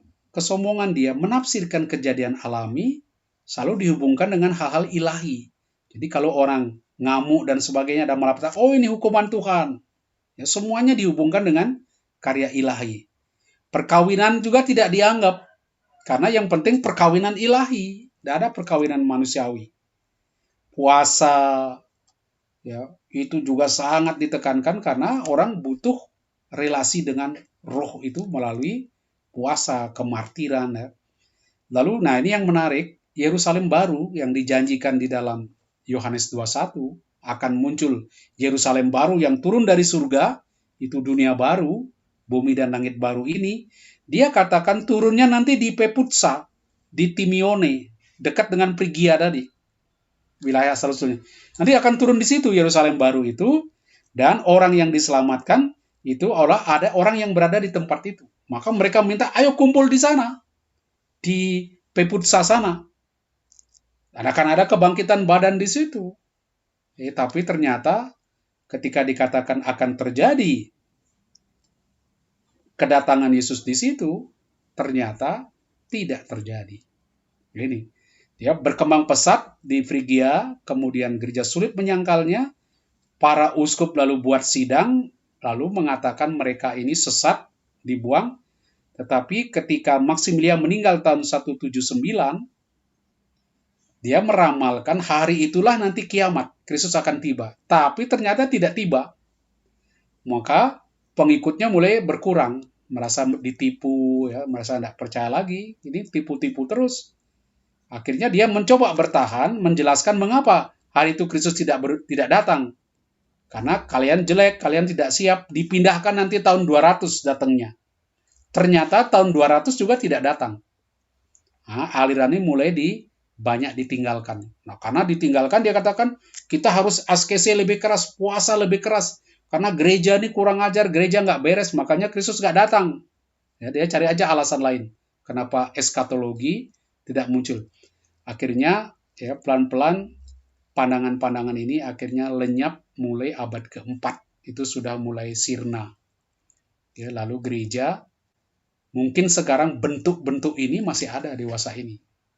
Ya, mental-mental begini, oh saya punya roh, maka saya lebih dari yang lain. Itu motif. Nah, apa yang saya katakan tadi di awal, mengapa Yohanes begitu menekankan kasih? Ketika ada perpecahan, pandangan-pandangan konsep yang berbeda, apa yang penting di dalam persekutuan? Supaya orang bisa menerima, bisa mengerti orang lain, tidak menghakimi orang lain. Kuncinya apa? Yaitu kasih. Tokoh-tokoh antikristus ini justru ingin memisahkan diri dari kelompok-kelompok ini. Dan mereka menghembuskan kebencian. Supaya membenci komunitas ini, keluar dari komunitas ini. Nah, dalam menanggapi itu, bagi Yohanes penting sekali, yaitu apa? Kasih. Dan kasih itu harus bersumber dari Allah, dan seperti Yesus sendiri ukurannya. Yaitu apa? Mati bagi sahabat-sahabatnya. Bukan cari kepentingannya, tapi mati bagi orang lain. Nah, dengan cara begini, saya kira gereja awali bisa mempertahankan dirinya.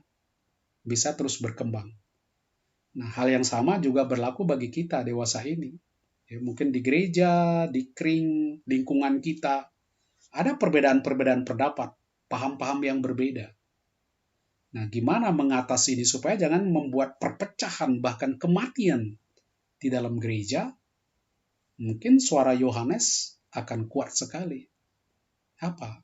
Kasihilah sesamamu seperti aku telah mengasihi kamu. Mati bagi orang lain, bukan menjadikan orang lain sebagai objek pemuas diri kita.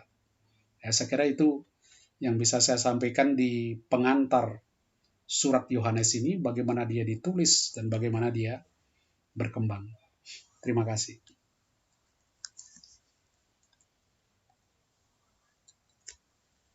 Terima kasih Pak Sekalius untuk pengajarannya hari ini. Sungguh kita dibukakan ya pengetahuan kita ya tentang kitab-kitab ini ya Pak. Boleh saya bacakan untuk pertanyaannya Pak? Ya, silakan. Ini ada satu pertanyaan bahwa bila dikatakan filsafat ini memang pedang bermata dua, di satu sisi filsafat bisa menjadi pisau bedah untuk memperoleh pengertian yang lebih dalam. Tapi satu sisi juga ternyata menyesatkan. Bagaimana sebaiknya ya Pak ya? Di dalam tradisi gereja, orang kalau berteologi itu memang harus tahu filsafat. Ya, diajar dulu filsafat. Karena filsafat mengajar kita berpikir logis. Ya, ada silogismenya, ada logikanya itu jalan. Dan itu diasah oleh filsafat. Nah, di dalam ilmu filsafat itu kan ada berbagai pandangan. Itulah bagusnya di dalam filsafat itu orang tidak pernah merasa saya benar sendiri. A bilang begini, nanti dilawan oleh B. Pandangannya berbeda. Dan seorang yang punya pandangan berbeda tidak akan menghakimi bahwa pandanganmu salah. Tidak selalu begitu. Filsafat itu sangat terbuka. Kau bilang A, ini bilang B. Kita akan saling melengkapi di dalam pandangan itu. Nah, apa yang dilakukan gereja? Gereja harus melihat filsafat itu, lalu dengan cara refleksi filsafat itu, dia merefleksikan imannya. Dia tidak boleh kehilangan pijakannya, sumber dari imannya itu di dalam kitab suci. dan tradisi gereja. Itu yang harus dipegang. Jadi filsafat membantu kita merefleksikan itu, tapi jangan sampai kita keluar dari sumber utamanya, yaitu kitab suci dan tradisi. Itu aja sebenarnya. Nah, apa yang dikatakan oleh kitab suci, coba lalu dijelaskan. Apa yang terjadi dengan Montanisme, dengan Gnostik, itu kan tidak sesuai dengan kitab suci. Tidak sesuai juga dengan pemikiran-pemikiran gereja awali. Itu. Nah, yang menarik kan ketika saya tunjukkan tadi, aliran filsafat itu membuat orang-orang gereja awal itu terpecah cara berpikirnya. Ya. Yang satu mengatakan Yesus itu sungguh Allah, tetapi bukan sungguh manusia. Yang satu katakan dia sungguh Allah, sungguh manusia. Kan itu kan? Nah, apa yang terjadi? Mereka yang mengatakan dia sungguh manusia, hanya pura-pura manusia, seakan-akan manusia, itu kan cukup kuat di dalam gereja. Tetapi di dalam perkembangannya, ini yang saya katakan, penulis itu dipimpin oleh Roh. Manusia ketika dia mencoba menangkap Allah, tidak selalu jelas. Ketika kita membaca kitab suci, ketika kita merefleksikan Yesus, tidak selalu jelas. Ya kan? Tidak langsung, oh Yesus itu begini. Bisa jadi penangkapan kita keliru. Bisa jadi. Dan itu terjadi di dalam gereja awali. A bilang begini, B bilang begini. Nah, inilah yang saya katakan, tuntunan Roh itu luar biasa. Roh itu berkarya di dalam gereja awali, sehingga ajaran-ajaran yang benar, itu yang bertahan. Dan terus diikuti. Ajaran-ajaran menyimpang, pelan-pelan akhirnya keluar. Ada rapat, pertemuan, sinode. Akhirnya yang ini dikutuk, disingkirkan. Hilang. Sedangkan ajaran-ajaran yang sesuai dengan gerakan Roh itu yang bertahan. Nah, itu yang seperti kita lihat di dalam surat Yohanes. Bagaimana Yohanes menangkap siapa Allah itu. Siapa yang dia alami itu. Lalu dia tulis di situ. Dan itulah yang diterima oleh gereja, kemudian diikuti. Itulah yang menjadi tuntunan. Nah, untuk kita sekarang ini, pasti akan terjadi kan penafsiran-penafsiran yang berbeda. Nah, ketika kita membaca surat Yohanes, sebetulnya tidak perlu lagi kita ragu. Seandainya kita pahami ini. Orang kan sekarang masih ribut loh, wah Yesus itu bagaimana dia mati, apakah dia sungguh manusia. Orang masih ribut sebetulnya. Ini nggak perlu terlalu ribut lagi, karena sudah ada patokan yang diberikan oleh Yohanes. Orang dulu masih ribut, kita sebetulnya tidak perlu. Yang menjadi persoalan bagi kita sekarang, bagaimana berpikir filsafat itu, mengaplikasikan itu dalam hidup. Bagaimana supaya logika itu, bahwa dia sungguh Allah, sungguh manusia, bisa ditangkap oleh manusia sekarang ini dengan pemikiran-pemikiran filosofis. Nah, itu tugas para teolog, para filsuf, untuk mencoba menjelaskan kepada jemaat. Ya, supaya akhirnya, oh ini masuk akal. Oh ini tidak masuk akal. Karena iman tidak boleh bertentangan dengan rasio. Walaupun dia melampaui rasio, tapi tidak boleh bertentangan. Tidak boleh. Jadi iman itu harus rasional. Tapi bisa melampaui, bukan bertentangan. Nah itu yang harus terjadi. Nah itu filsafat saya kira sangat membantu. Karena itu tetap kontrol dari magisterium dan sebagainya, itu harus menjaga supaya pemikiran-pemikiran filsafat itu tidak ngawur. Ya, jadi sangat membantu. Nah ini makanya di seminari calon-calon imam itu pasti diajari filsafat dulu. Tapi filsafat yang sudah diarahkan, skolastik, ya pemikiran baru, nanti filsafat modern tuh dibimbing jangan sampai menyimpang. Biasanya teknik yang dikatakan begini, imanmu tuh supaya lurus, dihancurkan dulu. Ketika Anda masuk pertama, itu cara pikir kuno ya, imanmu dihancurkan dengan filsafat. Wah, dihajar dengan filsafat, sehingga engkau bingung. Wah, semuanya hilang lagi, imannya hilang. Karena di filsafat dikatakan tidak ada Tuhan kan. Filsafat kan yang ada yang ada, tidak ada Tuhan. Jadi imanmu dibongkar, diobrak-abrik dengan filsafat. Tapi kemudian dibangun ulang lewat filsafat dan teologi itu, sehingga mulai kokoh. Itu. Tapi orang yang tidak ada dasar filosofisnya, teologisnya, imannya gampang diolok-olok sedikit dia marah, dia stres dia. Kalau kita diberi pandangan baru, ini loh begini, agak beda. Stres dia. Kok bisa ya, kok bisa ya. Nah, itu seringkali begitu. Orang yang fanatik sekali, ini kitab suci sabda Tuhan. Ini sabda. Pikirannya kan lain. Ini Tuhan yang ngomong. Ketika dia, ini masa Tuhan yang ngomong begini? Kok enggak ya? Nah, mulai bingung dia. Stres dia. Itu karena tidak punya dasar teologi, dasar filosofisnya. Nah, ini kira-kira penting sekali. Nah, di surat-surat Yohanes kita udah lihat bagaimana filsafat itu mempengaruhi, dan gereja sudah penulis-penulis Injil di dalam inspirasi Roh sudah bisa menanggapi, sudah bisa memilah mana yang benar-benar dari Roh, mana yang bukan. Dan itu terjadi dan itu berkembang terus di dalam gereja. Itu yang saya lihat. Ya. Jadi harusnya filsafat itu kita pakai sebagai dasar pengenalan ya, Pak ya. Iya, jadi cara pikirnya. Oleh Roh Kudus. Ya, cara pikirnya.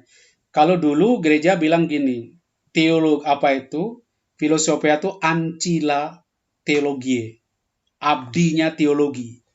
Makanya orang-orang filsafat marah-marah karena dia bilang budaknya teologi itu, hambanya teologi. Sehingga nggak mau. Sekarang biasanya dosen-dosen filsafat dia katakan kamu jangan kurang ajar. Kamu anggap kami itu hanya melayani engkau.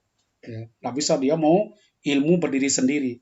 Tapi di dalam gereja memang pemikiran-pemikiran filsafat dipakai untuk memperdalam refleksi teologis. Dan itu sangat membantu memang.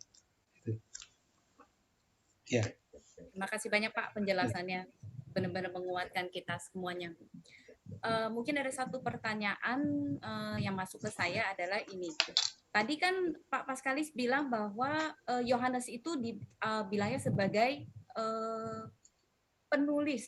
pengarang. Ya, pengarang. Pengarang ya. Sedangkan 3 Injil lainnya itu dibilang sebagai penulis, Pak. Tapi kan Matius itu sendiri bukannya juga sebagai murid Yesus. Berarti kan dia menuliskan itu juga berdasarkan pengalaman pribadi ya, dia dengan Yesus ya. Kenapa Injil Matius itu juga tidak disebut sebagai pengarang ya, gitu ya? Sebetulnya semua pengarang. Jadi orang itu tidak memahami konsep mengarang. Mengarang itu tidak sama dengan mengarang-ngarang. Saya mengarang buku, itu bukan ngarang-ngarang. Tapi di otak orang kan sering pikir, dia ngarang, dia bikin-bikin. Enggak. Jadi mengarang itu dia ada data, dia ada pengalaman, lalu dia tulis, dia susun. Itu namanya mengarang. Coba lihat di kamus KBBI. Jadi mengarang-arang itu beda dengan mengarang, sama dengan menulis, tapi bukan sekedar menulis. Kalau menulis kan, ini dia ngomong, saya tulis. Tadi kau ngomong apa? Saya tulis. Mengarang itu dia membuat konsep. Dia ada ide, ada ilham, lalu dia tuangkan. Saya beri contoh sederhana aja. Misalnya Lukas. Ketika dia menulis kisah kelahiran Yohanes Pembaptis, dia mungkin punya sumber, ya, punya data Yohanes lahir di mana. Dia anak siapa. Itu kan data. Ketika dia membuat cerita tentang kelahiran Yohanes, dia lihat perjanjian lama. Bagaimana seorang tokoh penting lahir, itu ada namanya form gesih, ya, bentuk narasi kisah kelahiran. Itu ada bentuknya di dalam perjanjian lama. Apa? Misalnya, harus orang ini lahirnya susah. Tidak lahir-lahir. Ya, misalnya Samuel kan, dia kan tokoh besar. Untuk lahirnya sulit, mamanya kayak mandul, lama mesti doa, susah gitu ya. Nah, kemudian minta kepada Tuhan kan. Setelah dia minta kepada Tuhan, Tuhan jawab. Tuhan jawab, lalu ada utusan yang memberitahu, kamu akan melahirkan, nanti anakmu jadi apa nanti? Kamu jadi apa? Itu ada polanya, ada form gesihnya namanya. Nah, Lukas ketika menulis itu, dia juga lihat ada pola itu. Maka dia karang, dia susun itu, cerita itu. Sehingga membuktikan bagaimana Yohanes Pembaptis ini tokoh yang penting sekali. Apa persis seperti itu? Kita nggak tahu. Dia juga ada unsur bikin. Untuk apa? Tujuannya apa? Supaya kamu percaya bahwa ini ada data historisnya, tapi saya tidak mau menyajikan data sejarah. Saya mau menyajikan data ini supaya kamu percaya bahwa apa yang dikatakan orang-orang itu sungguh benar. Bahwa Yesus itu Mesias. Bahwa Yohanes itu sungguh-sungguh utusan yang diberikan. Itu tujuannya. Jadi dia tidak sekedar nulis nyatet ini, oh kamu lahir data, coba cari ke sana. Enggak. Ada apa? Teologinya.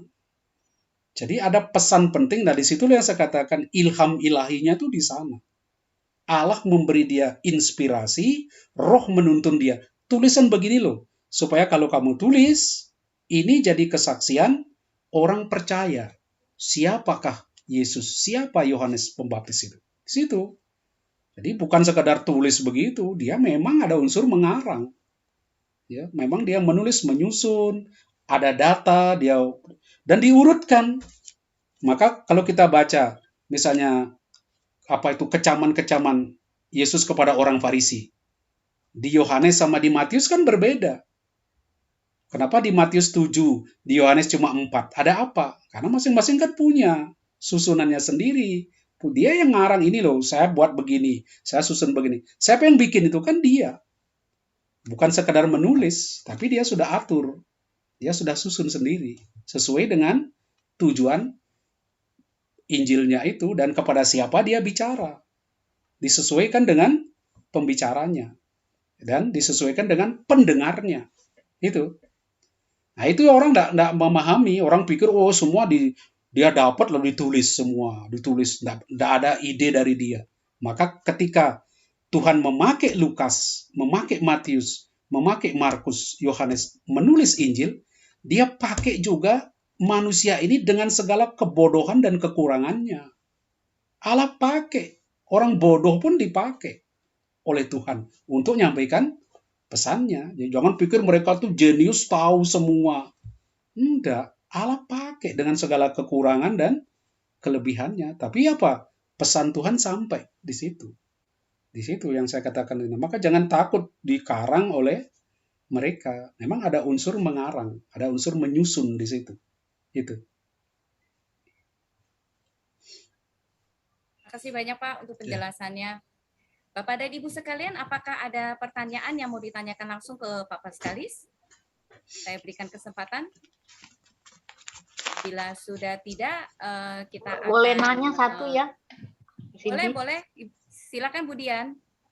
Mau tanya Pak ya, tadi kan Bapak sempat bilang bahwa Yohanes itu ininya tinggal di Efesus. Bukan pada saat itu dia bersama-sama dengan Maria ya Pak? Ya, itu ada beberapa teori, ada yang memperkirakan dia di Efesus dengan Maria. Teori tentang Maria pun kan masih agak simpang siur kan. Ada yang mengatakan dia meninggal di Efesus, ada yang mengatakan dia meninggal di Yerusalem. Kan di Yerusalem kan ada Dormitio itu, di mana dia ditaruh dulu sebelum dia meninggal, lalu dikubur dekat Taman Getsemani sebelahnya itu, ditaruh di situ makamnya. Tapi kan tidak ada orangnya, kosong kuburnya karena dia sudah naik ke surga. Tapi itu teori itu, orang kita tidak tahu pasti. Ya, itu masih hipotesa. Ada data-data, ada tradisi yang menyampaikan itu, bahwa dia bersama Maria di Efesus. Ya, itu kemungkinan besar. Karena apa? Karena dia dipercaya oleh gereja waktu di kaki salib, itu inilah ibumu. Maka dia kemudian bawa Maria ke situ. Itu dasar pemikiran tradisi. Itu. Ya. Makanya ada satu tempat di Efesus itu katanya Pak, kalau orang Muslim pun sangat itu ada satu gerbang itu yang namanya Siti Maryam mereka bilangnya. Dan mereka itu kalau orang yang belum punya anak ke situ doa dan itu banyak terkabul katanya. Itu karena untuk dulunya Maria ada di situ gitu. Makanya saya tanya Bapak tadi itu apa benar itu juga bareng dengan Yohanes di Efesus itu. Jadi kemungkinan besar itu mengapa Maria dilihat di Efesus dari tradisi, karena dia pergi ke Efesus, dan mungkin Yohanes itu jadi penatua di situ. Jadi seperti tokoh gereja. Kalau Yakobus di Yerusalem, Barnabas dan Paulus itu di Antioquia, nah Yohanes itu di Efesus. Ya. Nah, maka itu nanti kelompok dia, orang-orang dia nanti menjadi penatua. Jadi sistem gereja itu begitu. Ada gereja pusat, yaitu di Efesus, lalu ada gereja anak-anaknya. Seperti kita tuh stasi-stasi begitu. Nah, untuk membangun stasi ini dia akan kirim orang-orangnya menjadi pewarta ke gereja-gereja itu. Nanti kita lihat di dalam 3 Yohanes, ada pemimpin stasi itu menolak. Oh, kamu nggak mau, nggak diterima. Nanti dia penatua ini kirim surat. Kamu tolong gini, nah itu. Itu sudah ada sistem itu. Tapi itu kan mengandaikan gereja sudah mulai mapan. Tidak mungkin pada zaman Yohanes Rasul. Ya, tidak mungkin. Tapi itu mengandaikan perkembangan yang sudah maju. Ya, maka itu sudah ada struktur seperti itu. Itulah sebabnya orang katakan surat Yohanes itu, autornya, pengarangnya Yohanes, tapi penulisnya bukan Yohanes, tapi sudah muridnya. Ya, mungkin generasi kedua atau ketiga, tapi gagasannya, idenya, autornya, pengarangnya itu Yohanes. Gitu, itu konsepnya di situ. Ya. Ada satu lagi ya, Bapak sekali, yang tadi dibilang akal budi ya. Saya tanya lagi soal roh dan kebenaran gitu. Karena kebenaran itu adalah firman juga ya Pak ya. Yang roh dan kebenaran di konsep Alkitabiah, kebenaran itu sebetulnya relasi yang benar dengan Allah. Sebenarnya lebih ke situ yang disebut dengan kebenaran. Bagaimana orang memiliki hubungan yang benar dengan Allah. Itu ke situ sebetulnya konsep tentang kebenaran, justitia. Ya. Berarti ada di kaiosune. Ya, Pak? Ini dengan akal budi enggak? Enggak langsung ke akal budi. Jadi lebih ke soal relasi, ke hubungan yang benar dengan Allah itu. Tapi nanti kan tetap orang mengaitkan hubungan benar itu bagaimana engkau mengetahui. Nah, kalau bagaimana engkau mengetahui, otomatis dengan akal budi. Tapi penekanan tentang dikaiosune itu lebih pada relasi, hubungan yang tepat dengan Allah itu. Lebih dilihat dalam arti itu. Jadi engkau dibenarkan, kebenaran, engkau dibenarkan. Itu nanti berkaitan tuh kata-kata itu. Artinya apa? Relasimu dengan Allah itu baik, ya, benar sesuai dengan perjanjian itu. Itu dalam arti itu. Kalau kita pikirkan kebenaran tuh, apa yang dikatakan sama dengan yang kenyataannya, kan gitu kan? Di otak kita itu, di pikiran kita tentang kebenaran. Bukan di sana, di dalam konsep ya, di kaiosune. Itu lebih pada hubungan relasi kita. Yesus adalah kebenaran. Artinya dialah yang memiliki relasi yang tepat dengan Allah dan membantu manusia masuk di dalam relasi yang benar dengan Allah. Itu persekutuan itu nanti. Itu. Makanya itu adanya jadi Roh Kudus itu ya Pak. Ya, itu yang membantu relasinya. Dan kalau dikaitkan dengan kebenaran memang bisa. Karena apa? Kebenaran itu kan nanti akal budi kan masuk pengenalan. Nah, pengenalan pun di dalam tradisi Yahudi, ginoskein, itu adalah persekutuan. Bahkan kalau dalam tradisi Yahudi, yada, mengenal, itu artinya bersetubuh, bersatu. Itu. Ketika Maria aku belum mengenal laki-laki, artinya aku belum bersetubuh dengan laki-laki. Itu menyangkut relasi. Relasi berkaitan di situ. Terima kasih Pak. Ya.